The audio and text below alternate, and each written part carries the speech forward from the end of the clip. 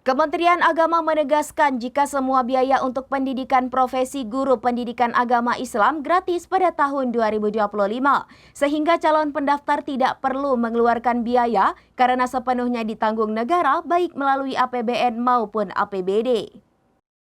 Kementerian Agama menegaskan jika semua biaya untuk pendidikan profesi guru atau PPG Pendidikan Agama Islam Kementerian Agama tahun 2025 gratis. Sehingga calon pendaftar tidak perlu mengeluarkan biaya karena sepenuhnya ditanggung negara, baik melalui anggaran pendapatan dan belanja negara maupun anggaran pendapatan dan belanja daerah. Mereka menerima pembiayaan yang dibagi dalam dua bagian, yaitu 80% ditanggung APBN dan 20% ditanggung APBD. Beberapa waktu lalu ada kasus penipuan peserta PPG yang membayar biaya tidak sedikit kepada oknum. Oknum ini menjanjikan kelulusan cepat bagi pendaftar PPG. Dilansir dari laman Kemenak pada Senin 7 April 2025, Direktur PAI Kemenak M. Munir mengimbau para peserta dan calon peserta agar tidak terjebak oleh ajakan oknum yang meminta pembayaran dalam bentuk apapun dengan alasan biaya PPG. Hal ini jelas bertentangan dengan peraturan yang ada dan bisa menciderai semangat pemerintah dalam menyukseskan sertifikasi guru PAI di Indonesia.